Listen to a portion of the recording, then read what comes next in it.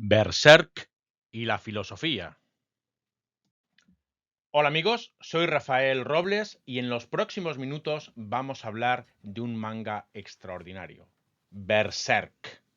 Y lo vamos a ver relacionándolo con la filosofía, en tanto que Kentaro Miura, su autor, que empezó con este manga en 1989, le daba un contenido filosófico sumamente interesante. Me recomendaron la lectura a mis estudiantes y he quedado absolutamente prendado. Vamos a ver si soy capaz de extraer lo que de filosófico hay en esta obra. Disculpen los expertos, es una simple aproximación de aficionado al mundo del manga, pero desde ya han conseguido un aficionado más a este mundo del arte del manga. Vamos a por ello.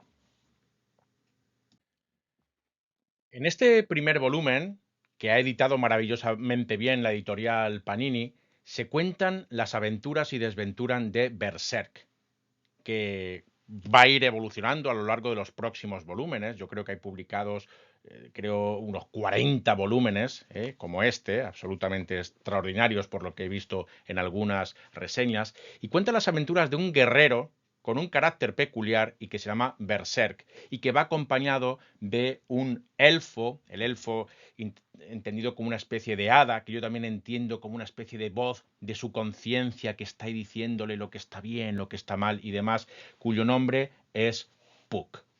Bueno, yo no pretendo contar de qué va la historia, profundizar en ella, sino extraer elementos filosóficos, relacionarlo con algunos autores, leer algunos textos filosóficos que están conectados con algunas de estas viñetas y bueno, disfrutar y a ver si esto despierta el interés por algunos estudiantes jovencitos por la filosofía. Bueno, pues vamos adelante con ello. Bueno, pues vamos por la primera viñeta que a mí me ha interesado. Unas 10 páginas después de empezar este manga, vemos a Berserk, que está aquí encadenado, y un tipo con unas pintas horrorosas de agresividad y demás le dice: eres duro de pelar, maldito. Y le responde con el más puro silencio, con tranquilidad, ataraxia, imperturbabilidad del alma. Y este señor, el torturador, le sigue diciendo: ¿por qué no dices algo, cualquier cosa? ¡Vamos! ¡Hijo de perra! ¡Venga! ¡Di algo!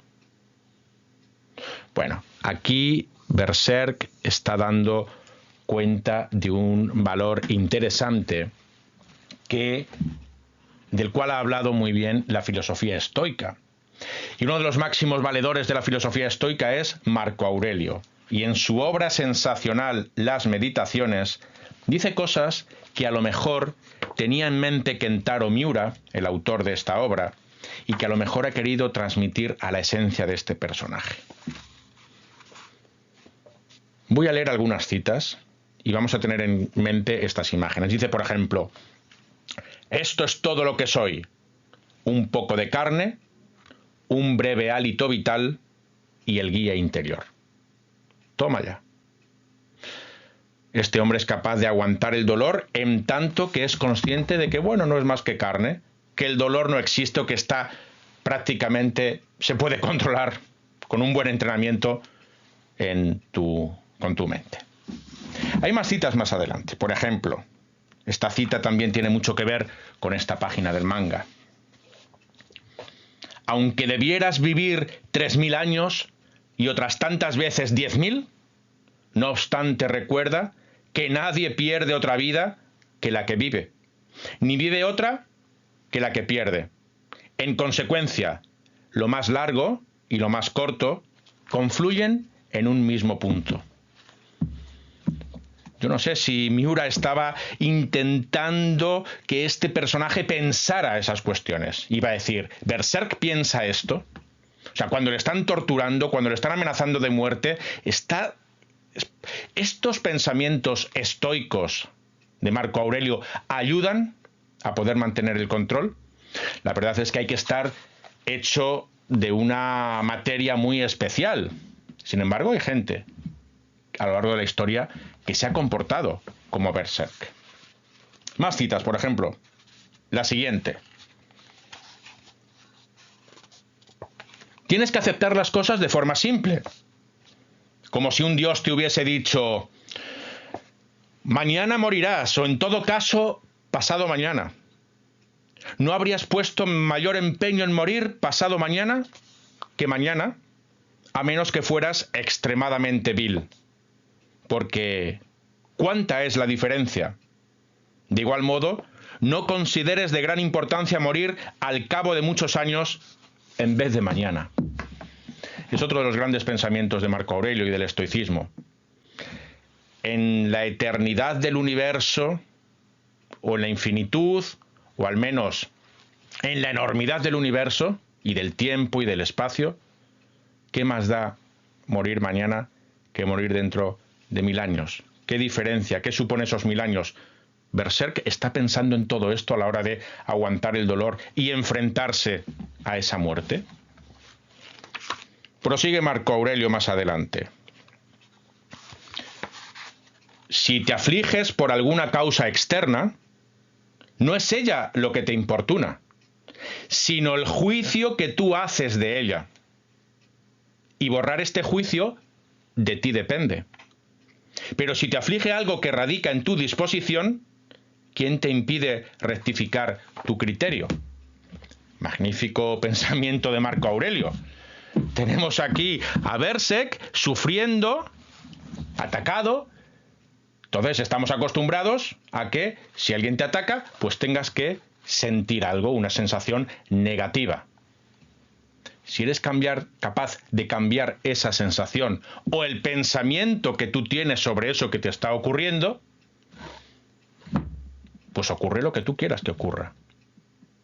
Hombre, para un caso de tortura como este es bien difícil. Sin embargo, para otras pequeñas cuestiones molestas que nos ocurren en la vida, cambiar nuestro juicio sobre lo que nos pasa, reinterpretar el dolor que nos afecta, es una forma magnífica de poder sobrellevar o subsistir en este juego de la vida. Y bueno, una última cita de esta magnífica obra, de las Meditaciones de Marco Aurelio, para intentar extraer lo que de filosófico hay en estas viñetas de esta página. Dice así: no desdeñes la muerte, antes bien, acógela gustosamente en la convicción de que ésta también es una de las cosas que la naturaleza quiere. Bueno, ahí lo dejo. Esto que he dicho se interpreta por sí mismo, ¿verdad? Acepta. Acepta lo que te viene. ¿Puede hacer algo aquí Berserk para evitar el dolor o para evitar la muerte? No, simplemente no está en su mano, por tanto, bueno, pues está en silencio, tranquilamente, interpreto yo, y ahí aguantando lo que sea. La verdad es que seguimos leyendo y este método funciona.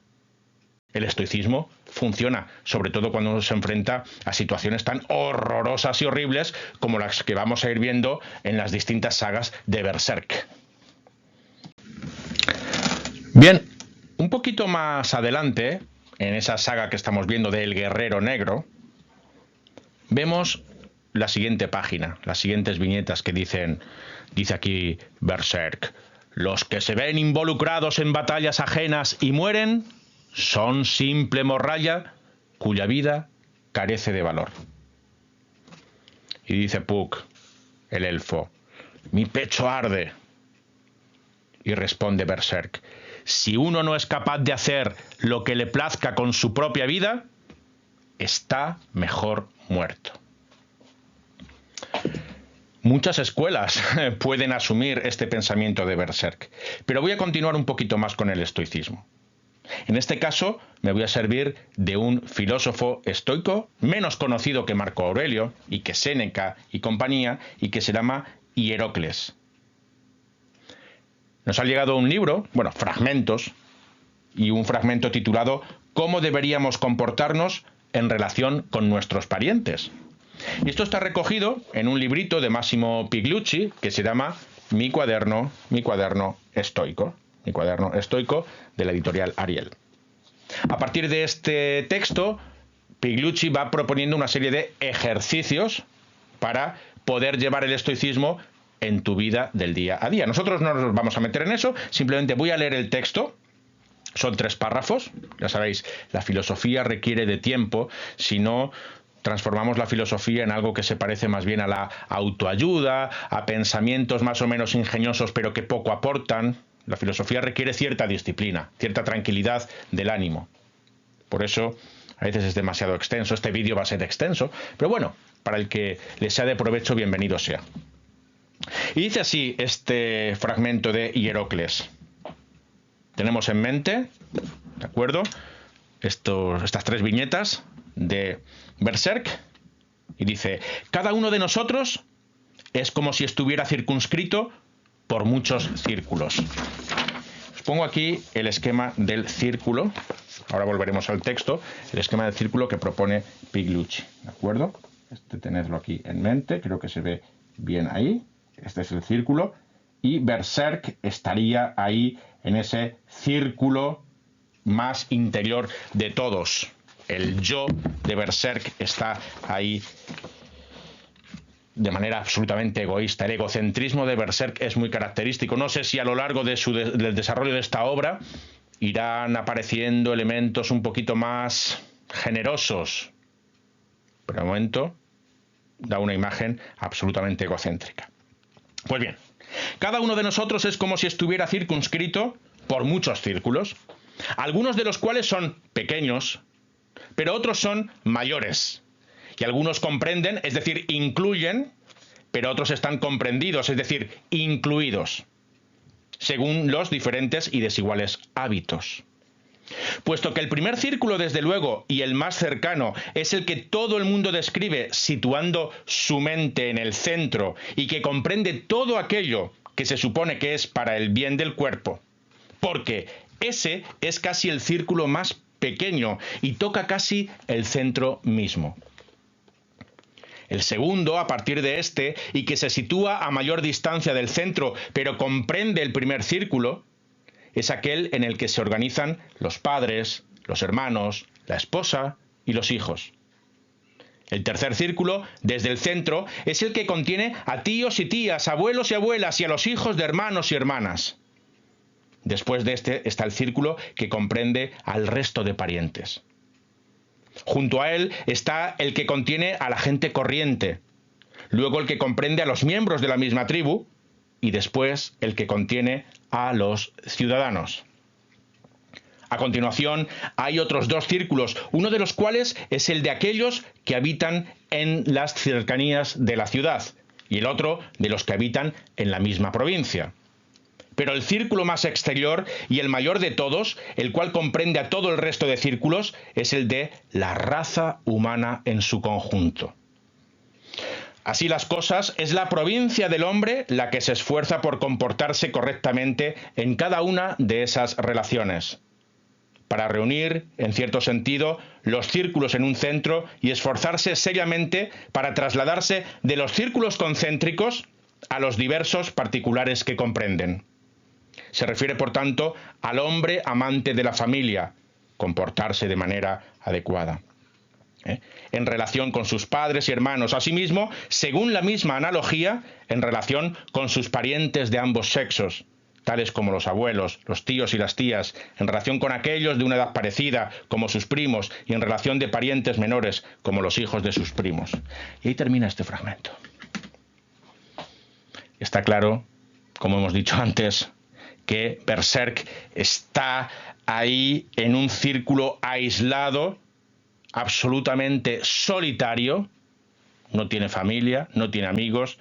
Este pobre Puck, el elfo, intenta por todos los medios ser amigo de él, pero él lo niega, no quiere, está solo. Reniega de formar parte de esos círculos, de tener relación o conexión con familia, amigos o con la humanidad en general. Eso, al menos en estas primeras viñetas, porque luego va a ir evolucionando. Unas páginas más adelante vemos a Berserk amenazando a una criatura. Y dice lo siguiente: como bien dices, los humanos son débiles. Mueren por nada. Vas a sufrir en tus carnes lo que se siente al ser un endeble humano. Sentirás cómo desgarro tu carne, cómo te clavo mis proyectiles. Berserk tiene unos proyectiles en un brazo artificial que tiene como con forma de flecha y demás, ¿no? Está luchando con una criatura que viene del inframundo aquí. Entonces le va a convertir de alguna manera en humano para que sufra como sufren los humanos, porque esas criaturas del inframundo no sufren como nosotros, carecen de esa capacidad de sufrimiento. Eso es parte de la naturaleza humana. Vas a sufrir como un humano, dice, y aún así seguirás viviendo. No, ¡guau! ¡Pu! ¡Pa! No sé qué. Y aquí vemos a Puck también, que está asustado, está abrumado, esa voz de la conciencia, ese elfo, esa hada, como queráis definirlo. Bueno, ¿y con qué podemos relacionar esta situación que vemos aquí? Pues vamos al gran Ortega. Para eso está Ortega y Gasset. Ortega y Gasset escribió de todo. Yo creo que no hay ningún tema que no haya tratado este gran filósofo español. Tiene un ensayito que se llama Ensimismamiento y Alteración. Ensimismamiento y Alteración. Y aquí dice lo siguiente. Vamos a ver. Tengo aquí una cita muy interesante. Dice... Bueno, da algunas características de lo que es ser un hombre, ¿no? Aquí está hablando de una de las características del hombre, que es sufrir, el sufrimiento. Sufrimos de manera distinta al resto de la animalidad. Y dice así: hasta ese grado, a diferencia de los demás seres del universo, el hombre no es nunca seguramente hombre, sino que ser hombre significa precisamente estar siempre a punto de no serlo. Berserk está a punto de no ser, o de ser no hombre, o de no ser hombre. Está en el límite. Esas maneras de actuar, esa capacidad de sentir, esa capacidad de hacer daño al otro sin sentir apenas nada, le desnaturaliza. Vamos a ver cómo va evolucionando y si recupera su naturaleza humana o su humanidad, pero desde luego, estas primeras páginas de Berserk, el volumen 1, está mostrando a un Berserk absolutamente inhumano, antihumano y casi transhumano. Veremos en algún momento la cuestión de la transhumanidad, porque también aparece a lo largo de esta obra. Dice, continúa así: ser hombre significa precisamente estar siempre a punto de no serlo, ser viviente problema, absoluta y azarosa aventura, o como yo suelo decir, el hombre es, por esencia, drama. Somos drama. Y en Berserk hay drama. Quizá eso es lo que no le termina de sacar de la humanidad. Es drama. Porque solo hay drama cuando no se sabe lo que va a pasar, sino que cada instante es puro peligro y trémulo riesgo. Mientras el tigre no puede dejar de ser tigre, no puede destigrarse, el hombre vive en riesgo permanente de deshumanizarse. Berserk vive en riesgo permanente de deshumanizarse. Esperemos que no llegue a hacerlo. Unas páginas más adelante dice Ortega, y claro está, como el hombre es el animal que ha logrado meterse dentro de sí, cuando el hombre se pone fuera de sí, es que aspira a descender y recae en la animalidad. Hay que estar muy atento a este fuera de sí de Berserk, y si a lo largo de la evolución en los próximos volúmenes es capaz de meterse dentro de sí y volver a ser humano. Qué grande es Ortega y qué grande es Miura. Ya nos metemos en la siguiente saga, que se llama El Estigma, que también aparece en este volumen. Y en una de sus primeras páginas vemos esta secuencia. Dice, ¿por qué no? Dice Puck, porque sois débiles. Tan inútiles que me ponéis enfermo. Me dan ganas de estrujaros y aplastaros, dice Berserk.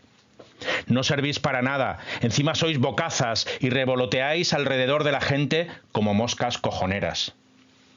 Ahora mismo te cogería y te espachurraría a gusto. ¡Plas!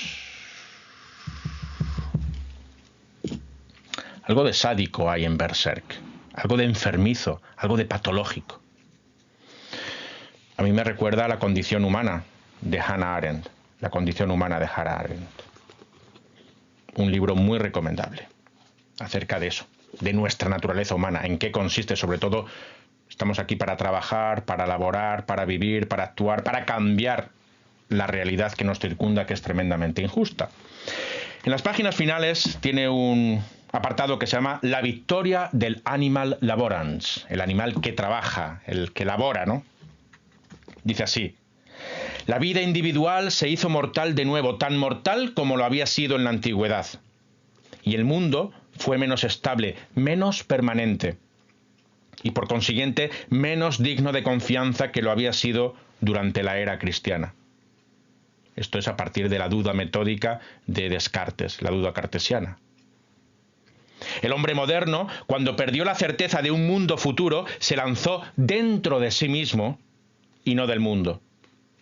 No solo inmortal, sino que ni siquiera estuvo seguro de que fuera real. Insistimos en esa idea. Berserk ha huido dentro de sí. Es un ser interior. Y la clave consiste en tratar de determinar si al final sale fuera al mundo.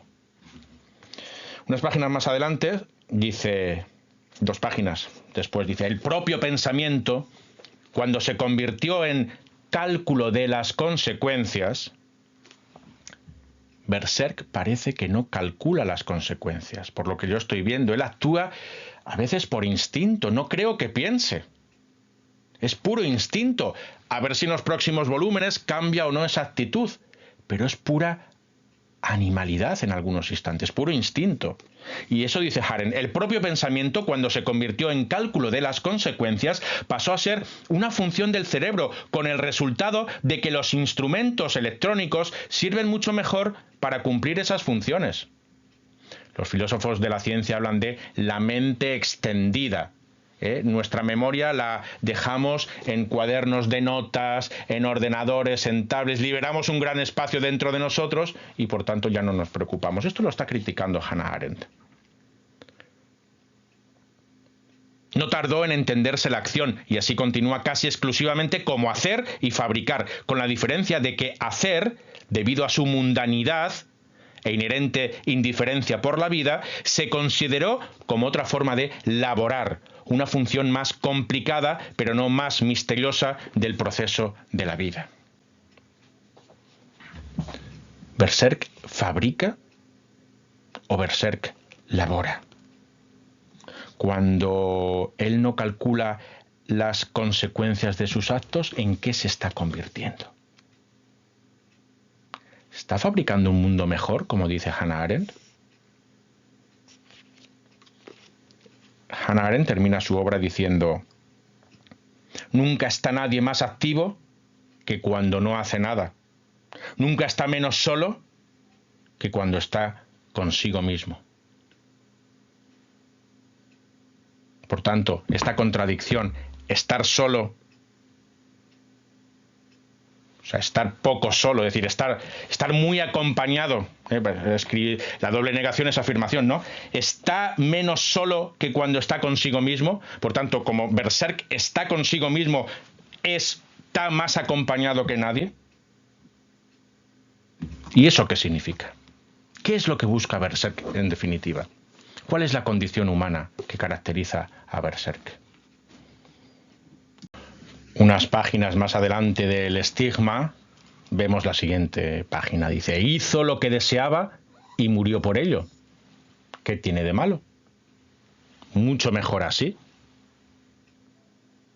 Aunque claro, si la palmas, se acabó todo. No hay nada más allá. Estamos viendo que Berserk es una persona atea. No cree en la trascendencia. Pues vámonos a Nietzsche, vámonos a Así habló Zaratustra. Y hay un capítulo que se llama De la superación de sí mismo. Ante todo, ¿Queréis hacer pensable todo lo que existe? Pues dudáis con su justificada desconfianza de que sea pensable.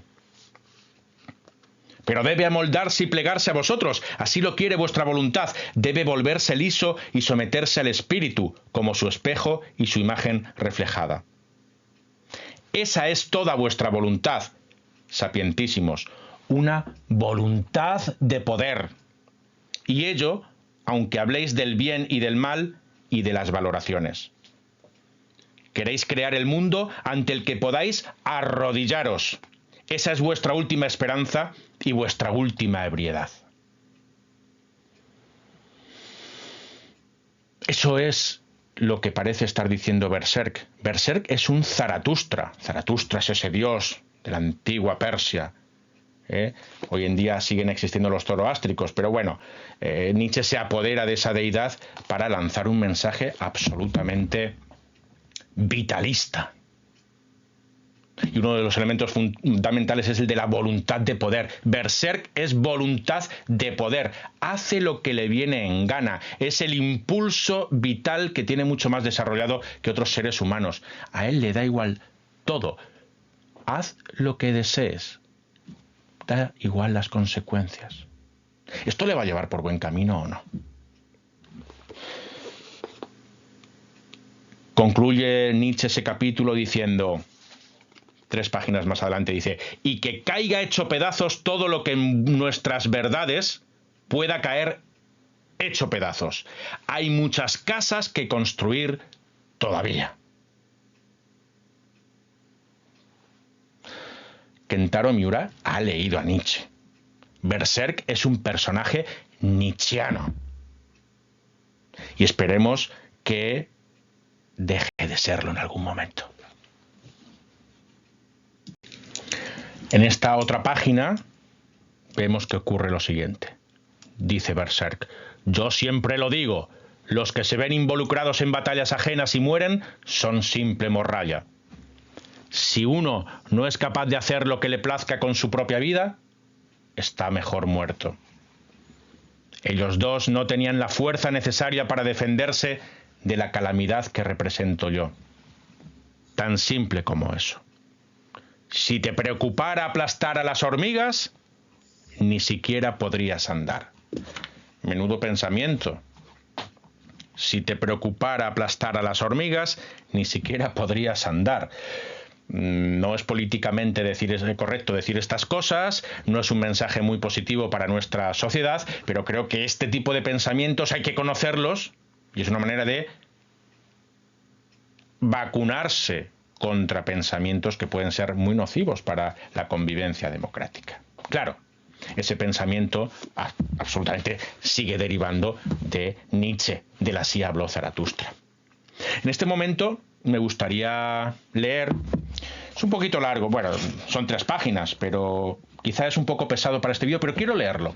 Voy a leerlo despacito para aquel que le interese y al que no, pues le da al botón de avanzar y no tiene que escuchar esto. Pero creo que es interesante escuchar este fragmento, este capítulo que se llama De las 3 transformaciones y que tiene que ver con estas viñetas que vemos aquí ahora.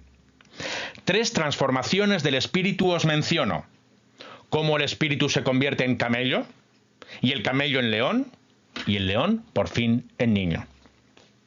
Hay muchas cosas pesadas para el espíritu fuerte, de carga, en el que habita la veneración.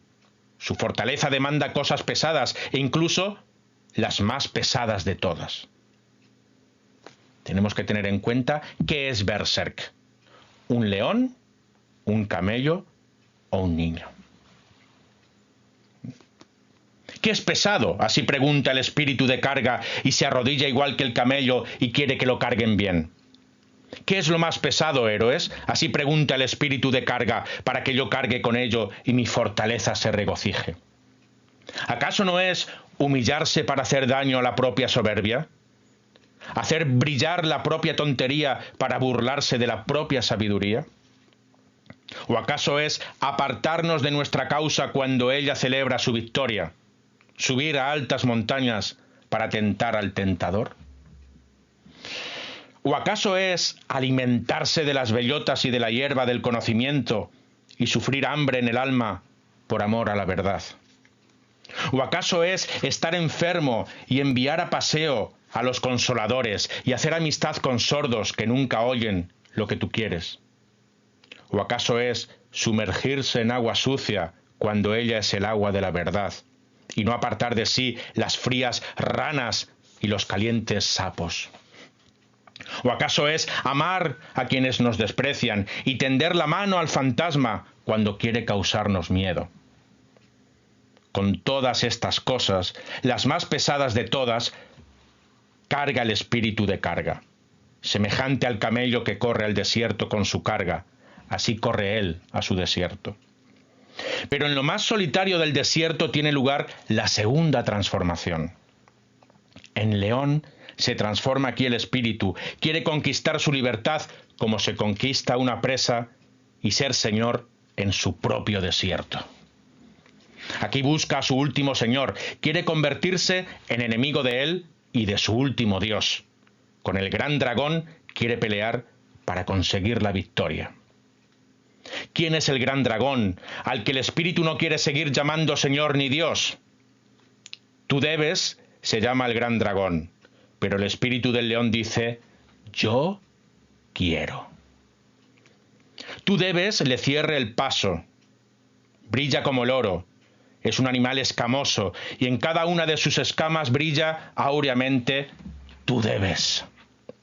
Valores milenarios brillan en esas escamas y el más poderoso de todos los dragones habla así.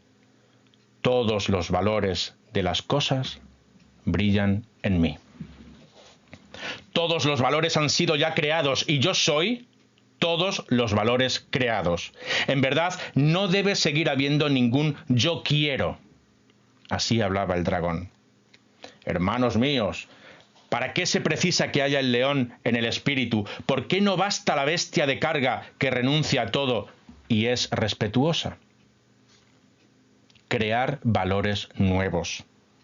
Tampoco el león es aún capaz de hacerlo, mas crearse libertad para uno nuevo crear, eso sí es capaz de hacerlo el poder del león.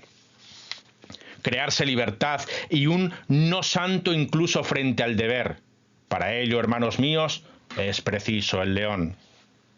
Tomarse el derecho de nuevos valores, ese es el tomar más horrible para un espíritu de carga irrespetuoso. En verdad, eso es para él robar y cosa propia de un animal de rapiña. En otro tiempo, el espíritu amó el tú debes como su cosa más santa. Ahora tiene que encontrar ilusión y capricho incluso en lo más santo, de modo que robe el quedar libre de su amor. Para ese robo se precisa al león. Pero decidme, hermanos míos, ¿qué es capaz de hacer el niño que ni siquiera el león ha podido hacer? ¿Por qué el león rapaz tiene que convertirse todavía en niño? Inocencia es el niño y olvido.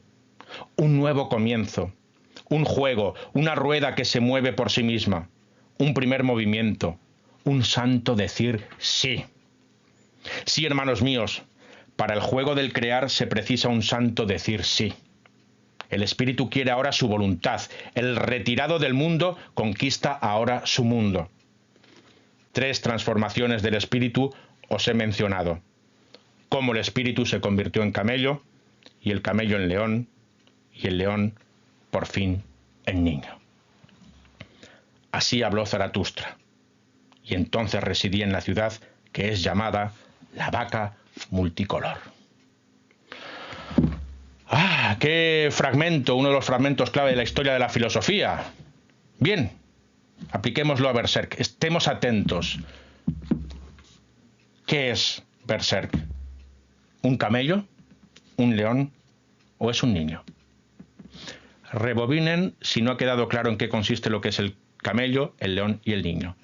Pero yo creo que ahora mismo Berserk es un camello. Y que a lo largo de toda la obra va a ir evolucionando y al final nos encontraremos con Berserk el niño. Ya veremos, pero desde luego Kentaro Miura se ha inspirado en Nietzsche para hacer su obra. Seguimos. En la siguiente saga, que se llama Los Guardianes de la Codicia, en una de sus primeras páginas vemos a un apóstol. Se conoce a los apóstoles como unos seres, unas personas, en principio, que han hecho un acuerdo con un Beherit. Veremos después lo que es un Beherit. Y eso los ha transformado en personas absolutamente malvadas y monstruosas, pero que, a cambio de esa monstruosidad, reciben la vida eterna y la solución a sus problemas. Y aquí vemos a este conde, se llama el conde, ¿no? Es un apóstol, hay varios apóstoles, este es el conde, que vemos que es el gran mandatario de la ciudad, y dice: es por el bien del pueblo, necesitamos un sistema judicial sagrado que nos defienda de los execrables herejes. Que mi pueblo viva tranquilo es lo que deseo, lo que me da gozo, y nadie me lo impedirá. Sí, señor. El poder. Aquí también en esta obra se habla de relaciones de poder. Y cuando hablamos de relaciones de poder, Maquiavelo y el príncipe.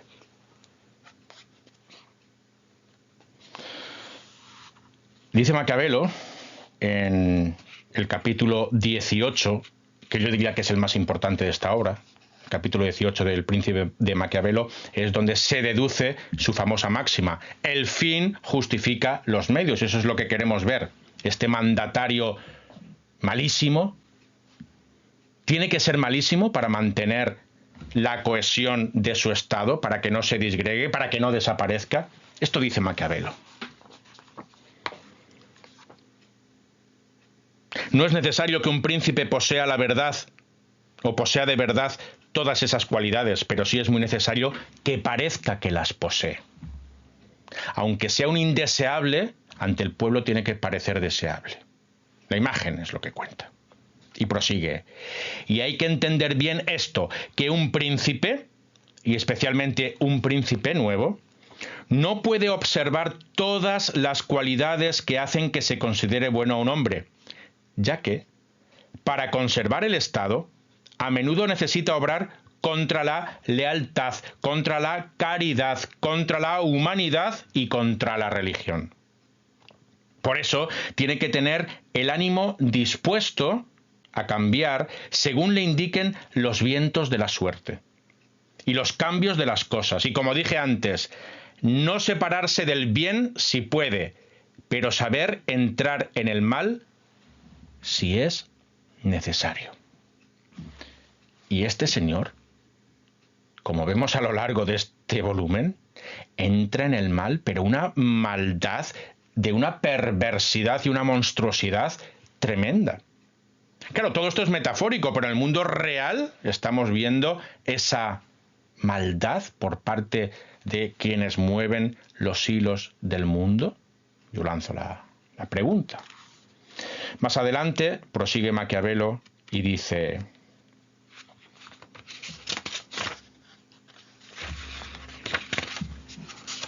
el príncipe que teme más al pueblo que a los enemigos externos tiene que construir fortalezas. Pero el que teme más a los forasteros que al pueblo tiene que evitar fortalezas. Por eso la mejor fortaleza que existe es la de no ser odiado por el pueblo. Y este tío no es odiado por el pueblo, es temido por el pueblo. Y ahí hay una gran diferencia. Qué grande es Maquiavelo y qué doloroso es Maquiavelo y qué extraño y complejo es el mundo social en el que nos hallamos, y qué bien lo refleja Miura. Y aquí vemos una de las cosas más extrañas de esta obra de Miura. Esto que ven ustedes aquí es un Beherit. Un Beherit. Un Beherit es una especie de objeto que es pequeñito, que tiene, pues eso, una forma ovalada, que tiene algunos rasgos humanos. Aquí vemos una nariz, podemos ver un ojo, una boca. Están esparcidos al azar por su superficie. Y que en realidad son como una especie de llaves que permiten conectar el mundo humano con otros mundos. en principio no da más información que esa. Otros mundos. Son especie de demonios, de demon. Y sobre estos demonios, sobre este demon, pues se ha tratado a lo largo de la filosofía. Yo me voy a centrar ahora en el banquete de Platón. Hay un fragmento muy interesante. En el banquete de Platón se dice: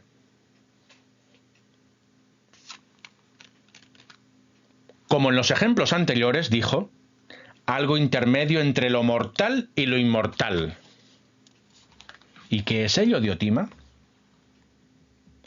Un gran demon. La palabra demon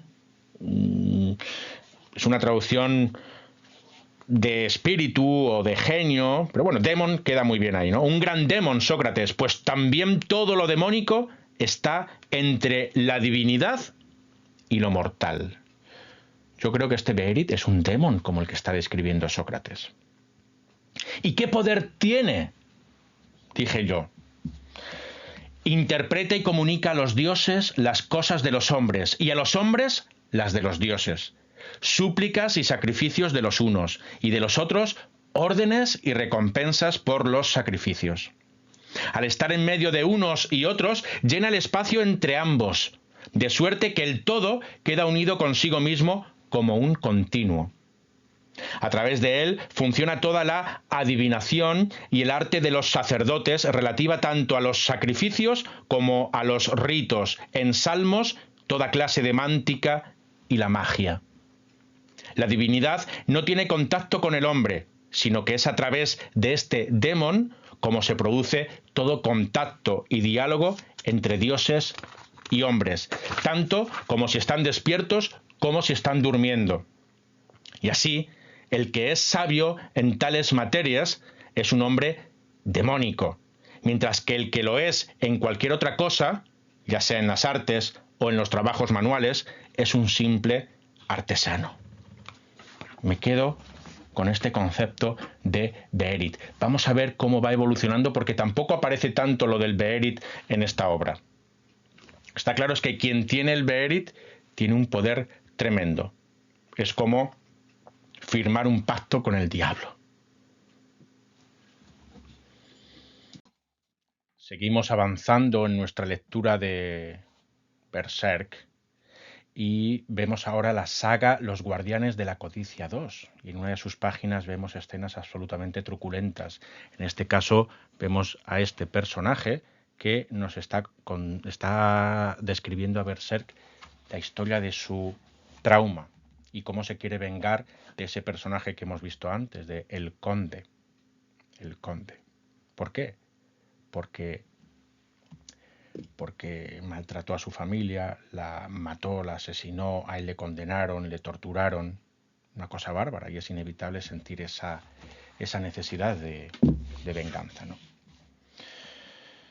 Bueno, cuando ocurren este tipo de cosas, cuando has estado encerrado, has estado en un campo de exterminio, cuando te han hecho todo tipo de salvajadas, pues una de las obras cumbres de la filosofía es El hombre en busca de sentido, de Viktor Frankl. Hay varios fragmentos que puedo sacar aquí a colación de esta escena, ¿no? Por ejemplo, página 43 dice: en psiquiatría hay un estado de ánimo que se denomina ilusión del indulto. Se trata del proceso de consolación que desarrollan los condenados a muerte antes de su ejecución. Conciben la infundada esperanza de que van a ser indultados en el último minuto. Dicen que la esperanza es lo último que se pierde, pero parece que es cierto y que tiene una razón de ser psicológica. Éramos solamente un cuerpo, nada más. Solo poseíamos la existencia desnuda. ¿Qué vínculo material me ligaba a la vida anterior? En mi caso eran las gafas y el cinturón, pero a este último pronto tuve que cambiarlo por un pedazo de pan. Y estas cosas siguen ocurriendo hoy en día en algunas zonas del planeta. Los exterminios existen. El maltrato al ser humano y el incumplimiento de sus derechos humanos existen. La tortura existe. y bien lo plasma Miura en su obra Berserk. Y Viktor Frankl pone muchísima luz a esas cuestiones del sufrimiento, de la encarcelación y de los totalitarismos por parte de los demonios, imaginarios o reales. Otra escena sorprendente es la que podemos ver aquí. Este es el conde, y del cual sale esta monstruosidad. Y lo que está haciendo es introducir su yo en un guerrero negro, su maldad. Es decir, la persona del conde se va a mover en el cuerpo de este guerrero negro. Acepta mi alter ego en tu seno, parece que dice. Es decir, una persona se va a introducir en otra, la va a manejar y la va a manejar de manera monstruosa. Esto remite a, por ejemplo, a Sigmund Freud. Por ejemplo, en un librito suyo, aunque este es un tópico que trata en varias de sus obras, el malestar en la cultura. Leo un fragmento que dice así. Así, en lo que se refiere a la serie zoológica, sustentamos la hipótesis de que las especies más evolucionadas han surgido de las inferiores. Pero aún hoy hallamos entre las vivientes todas las formas simples de la vida. Los grandes saurios se han extinguido, cediendo el lugar a los mamíferos. Pero aún vive con nosotros un representante genuino de ese orden, el cocodrilo. Esta analogía puede parecer demasiado remota y, por otra parte, adolece de que las especies inferiores sobrevivientes no suelen ser las verdaderas antecesoras de las actuales, más evolucionadas. Por regla general, han desaparecido los eslabones intermedios que solo conocemos a través de su reconstrucción. En cambio, en el terreno psíquico, la conservación de lo primitivo junto a lo evolucionado a que dio origen es tan frecuente que sería ocioso demostrarla mediante ejemplos. Este fenómeno obedece casi siempre a una bifurcación del curso evolutivo. Una parte cuantitativa de determinada actitud o de una tendencia instintiva se ha sustraído a toda modificación, mientras que el resto siguió la vía del desarrollo progresivo. ¿Habitan monstruos en nuestro interior, como apunta Miura? ¿Interiorizamos a los monstruos y nos hacen comportarnos de esa manera? El aprendizaje que consiste en imitar a los demás, que interiorizamos personalidades a veces extrañas, complejas, malvadas, ¿a qué conduce? Esta escena, por supuesto, es metafórica, extremista, hiperbólica, pero el ser humano cumple con esta imagen que vemos aquí en la que alguien se introduce en alguien para definir, controlar su comportamiento, como si fuera, pues no sé, un videojuego. Y seguimos con los guardianes de la codicia. En esta escena vemos a Puck que dice: ¿por qué siempre tienes que humillar a los demás? ¿Por qué siempre tienes que humillar a los demás? ¡Idiota! No pasa nada. Este señor, hemos hablado antes de él, perdió a su familia porque le torturó el conde, y la mató, y la aniquiló.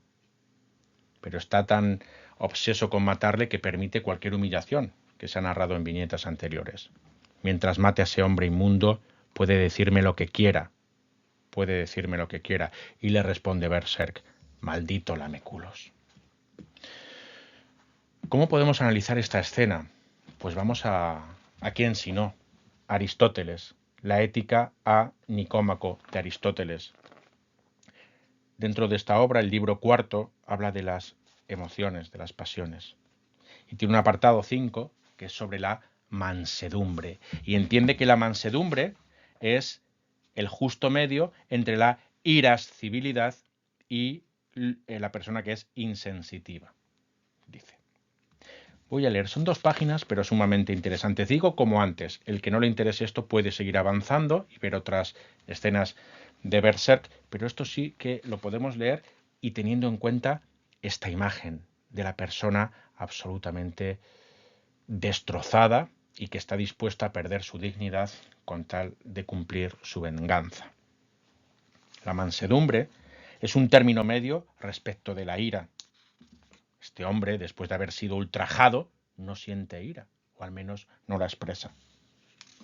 Pero como el medio mismo carece de nombre, y casi lo mismo ocurre con los extremos.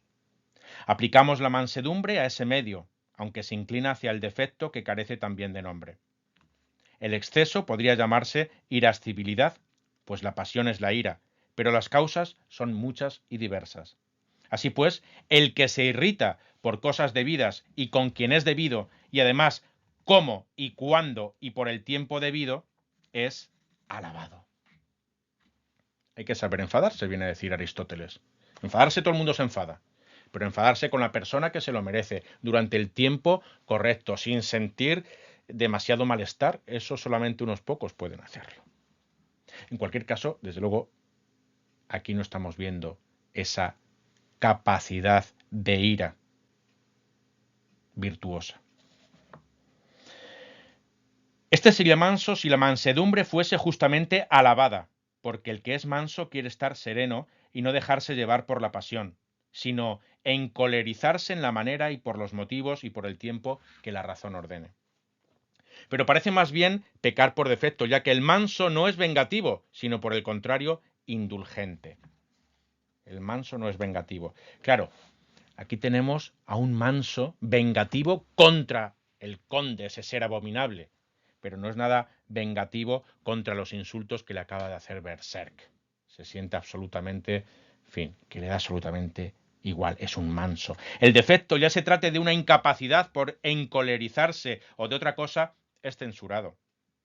Pues los que no se irritan por los motivos debidos, o en la manera que deben, o cuando deben, o con los que deben, son tenidos por necios. Un hombre así parece ser insensitivo y sin padecimiento, y al no irritarse parece que no es capaz tampoco de defenderse, pero es servil soportar la afrenta o permitir algo contra los suyos. Ya veis, Berserk se comporta de manera insultante, pero la respuesta es servil. Soporta la afrenta, pero en pos de un fin más importante. Por tanto, este viudo no sería tan manso, sino que es capaz de controlar sus emociones ante tamaños insultos que le dedica Berserk para alcanzar un fin mayor. Se muestra manso para ser vengativo, para ser irascible y cumplir con el propósito de la vida que tiene uno cuando le ocurren hechos tan horrorosos como los que le ha ocurrido a este personaje. Páginas más adelante nos encontramos con esta espectacular imagen. Seres humanos me refiero. No habrá muchos capaces de vencerte, desde luego. El hecho de que los seres humanos están caracterizados porque tienen unos límites. Determina tu límite. El concepto del límite humano está plagado en toda la obra de Berserk. ¿Es Berserk un transhumano? Hay que entender el concepto de transhumanidad, ¿no? Un transhumano es aquel ser humano que ha trascendido su naturaleza humana. Es decir, puede vivir muchos más años, puede pensar mucho mejor, tiene un mejoramiento incluso moral. Hay pastillas de mejoramiento moral, hay pastillas que te permiten ser más inteligentes, con efectos secundarios horrorosos, pero se están investigando. Hay pastillas para poder estar sin dormir 72 horas sin tener efectos negativos sobre el cuerpo. Hay una investigación tremenda al respecto. Y esto lo han analizado los filósofos. Por ejemplo, Antonio Dieguez, en Cuerpos inadecuados, pues hace una explicación pormenorizada, igual que en su anterior libro, El transhumanismo, de qué es eso del transhumanismo. Aquí dice Berserk que hay un límite para el humano. Sin embargo, aquí Dieguez cita a De Grey. De Grey ha situado en el año 2029 la fecha en que sucederá algo. ¿Qué es lo que va a suceder? Será el año en el que se alcanzará lo que él llama la velocidad de escape de la longevidad. Es decir, el año a partir del cual, por cada año que vivamos, ganaremos otro año de vida. Es decir, ya ha nacido el niño que va a vivir 1000 años.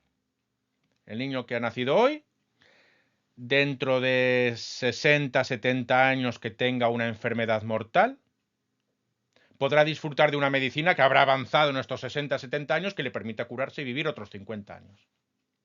Y dentro de 110 años habrá una nueva medicina que le permitirá curarse esos males de los 110 y que pueda vivir hasta los 200 y hasta los 300 y hasta los 1000 y mal. Es decir, se están trascendiendo los límites de la humanidad. Y sobre todo esto también trata la obra de Miura. Terminamos nuestro recorrido por este primer volumen de Berserk, hablando de esa saga de los Guardianes de la Codicia, que hay hasta el 3, la saga 3 de los Guardianes de la Codicia. Y en esta imagen podemos ver, también es espectacular, y dice, es inútil por mucho que me cortes, yo estoy parasitando a este hombre, a menos que me revientes la cabeza. Resucitaré las veces que haga falta, las que haga falta. Tremendas imágenes, ¿verdad? Bueno, aquí la cuestión de la resurrección también se ha tratado a lo largo de la historia de la filosofía. La cuestión de la teología, ¿no? La cuestión de la resurrección es algo más bien religioso. Alguien contra este concepto de la resurrección, por ejemplo, es David Hume. En su investigación sobre el conocimiento humano termina así. Dice, la moral y la crítica no son tan propiamente objetos del entendimiento como del gusto y del sentimiento. La belleza, moral o natural, es sentida más que percibida. O si razonamos acerca de ella e intentamos fijar su patrón, consideramos un hecho nuevo, a saber, el gusto general de la humanidad o algún hecho que pueda ser objeto de razonamiento o investigación. Si procediéramos a revisar las bibliotecas convencidos de estos principios, ¿qué estragos no haríamos? Si cogemos cualquier volumen de teología o metafísica escolástica, por ejemplo, preguntemos, ¿contiene algún razonamiento abstracto sobre la cantidad y el número? No. ¿Contiene algún razonamiento experimental acerca de cuestiones de hecho o existencia? No. Tírese entonces a las llamas, pues no puede contener más que sofistería e ilusión. ¿Estamos de acuerdo con él? Tiremos a las llamas todo aquello que no puede ser captado por los sentidos. En la obra de Berserk vemos que no es así. Hay un mundo abstracto de ensoñaciones, de realidades tangibles, pero que son difusas. Hay un contacto entre los dos mundos. En este mundo un empirista, es decir, un empirista es aquel filósofo que dice que la realidad se puede captar por los sentidos, ¿no? Si metemos a David Hume o al otro gran empirista John Locke en un mundo como el de Berserk, no sé qué harían, solamente existiría la nada, pues los sentidos en realidad están engañando continuamente. No habría mundo que captar, es toda una continua ensoñación.